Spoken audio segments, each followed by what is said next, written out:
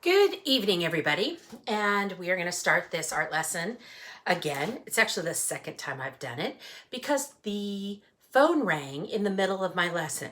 So as you're all home with your families, doing your homeschool now, I'm also home with my family and my husband and my two teenage boys. And so often I have to wait till late in the evening to do these lessons because it is a very noisy household that we live in. And we also have our dog, and at some point, maybe you'll meet my dog. So we are doing the Great Wave today, and you will need a piece of paper, any kind of piece of paper. It could be like the 8x11 copy paper, whatever you choose. And you'll need a pencil, an eraser, and a Sharpie. So we're going to start this Great Wave project. The Great Wave is a pretty well-known masterpiece.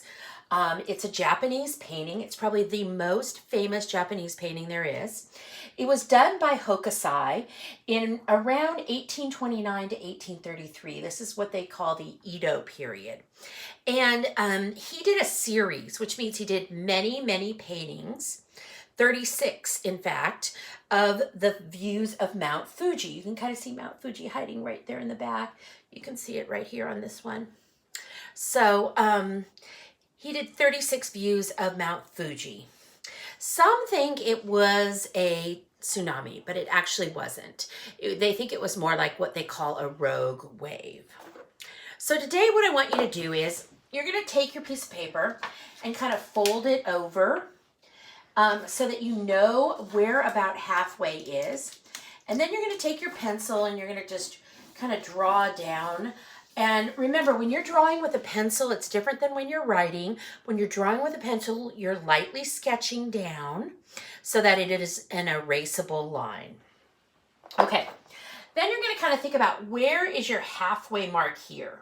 Okay, so kind of take your finger and kind of design where your halfway mark is there.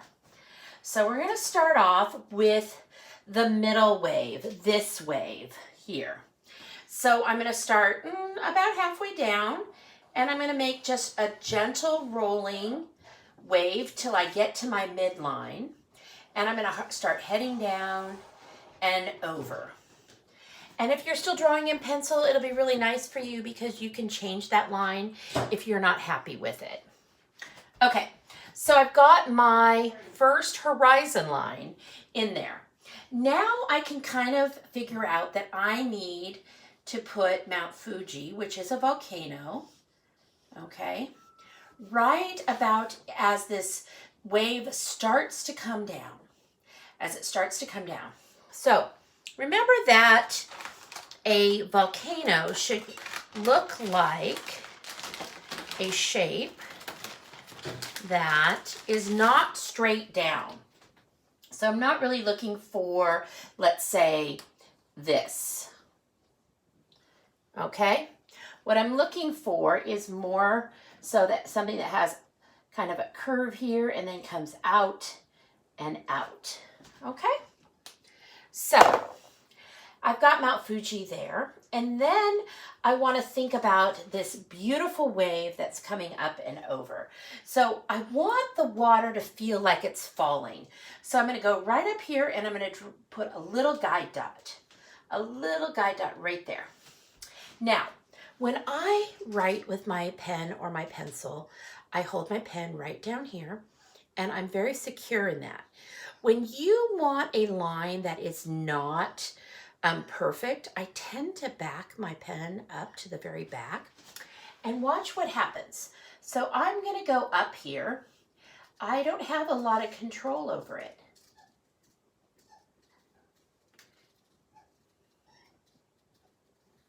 And then I'm going to start to head down. And as I'm coming down, I don't have a lot of control. And that line will look more like a wave than if I just go up and over. And I did that by holding my pen at the very end. Okay? So remember, we're just starting this process off right now. Okay, so I need to make a few little connections there of little spots that I missed. Okay, so that's going to kind of be the wave that's falling, the part of the wave that looks like it's falling. I need to come up and a little bit like that, okay?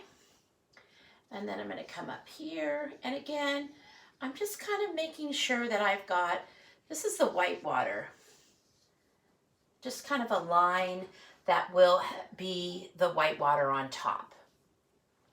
It can be as dramatic as you want it to be, or as basic as you want it to be. So the one line that defines the wave is the curve. So we want to think about that curve as coming down like that. Okay.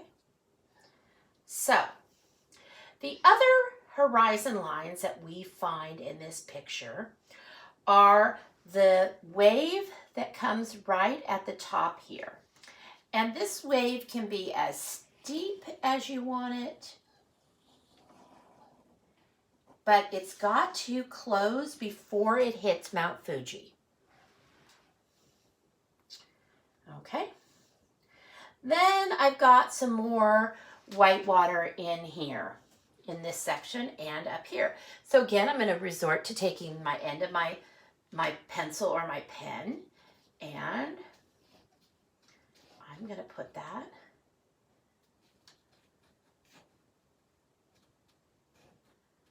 white water in. It's hard though. It's hard to get used to. And then I'm going to come on over here. And you know, if you're left-handed, start from the left-hand side. If you're started from the right, you can start from the right. There's no right or wrong here. So I'm kind of putting in my own white water. So I am not following every single line that I see here perfectly. I want this to be my rendition of the Great Wave and not, you know, the one that I don't want it perfectly copied. So now I've got white water up here, I have white water here, and I have white water here. I do have one more horizon line that I need to put in there. And that horizon line will fall right about here. And this one I like to draw kind of wiggly or scribbly because it's at the bottom.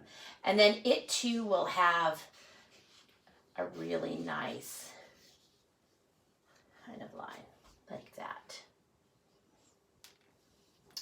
Okay. The other thing that we're going to put in there is the snow on top of Mount Ito. So I want that snow to be kind of following. The snow will be on top, and then the this part will most likely be black down here. I'll just color that in so you will be able to see it. Now, there are actually 3 boats in this project. So one of them is coming out of this water, and one of them is coming out of this water, and one of them is kind of riding that wave. The legend goes that they are fishing boats. So we don't see all of them, we only see a portion of them. And so I want you to think about your spacing, and I only want you to put in what you can fit. I don't want it to look abnormal. So I have one that's coming out of that wave in the back.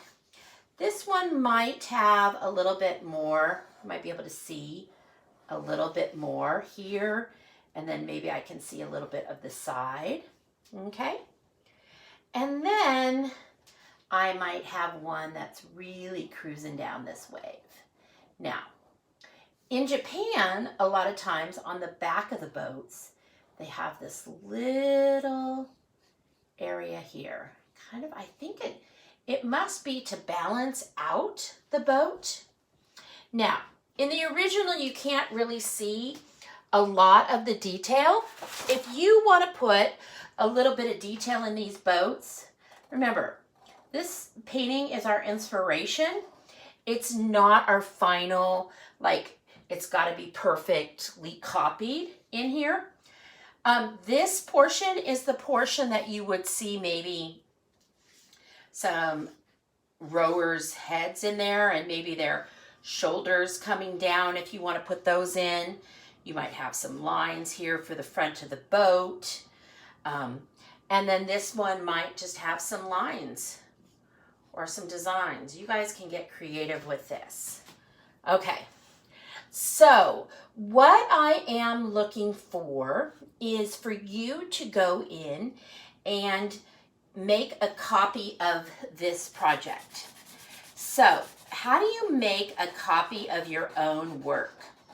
The best way to do that is to tape your piece of paper on a window and put a second piece of paper on top of it and trace your project, or you are welcome to trace it again. When you and I get back together again in class, we will do something with one of them. This original one that you just drew with me, I want you to have some fun with it. Go ahead and color it. Think about your sky.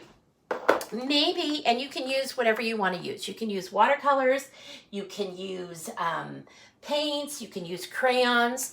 What you really want to think about is the way that the water and the sky flows. So this one I'm going to use both a light and a dark pink.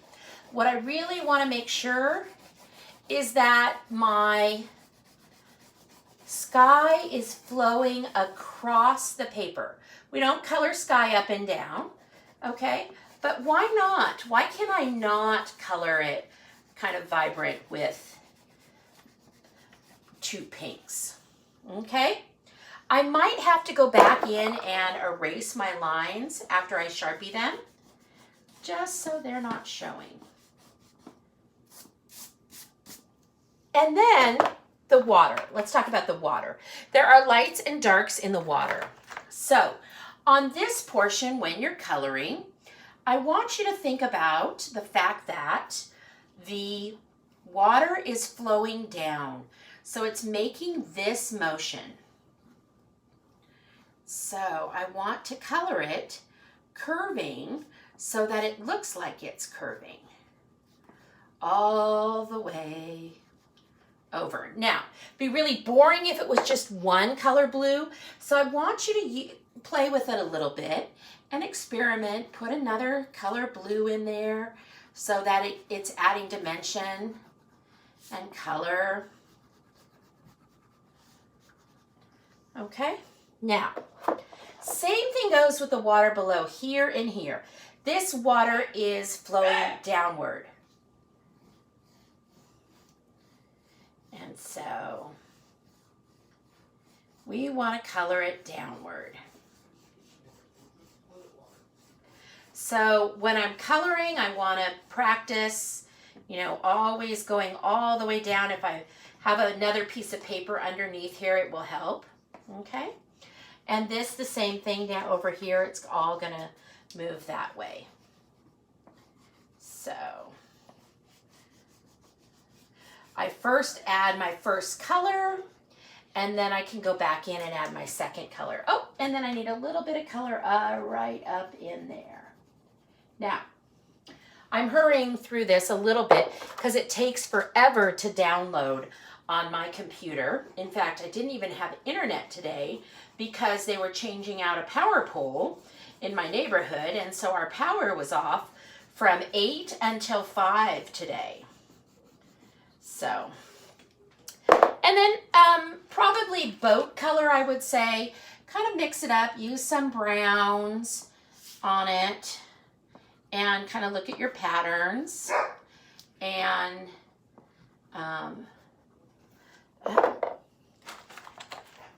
so right in there.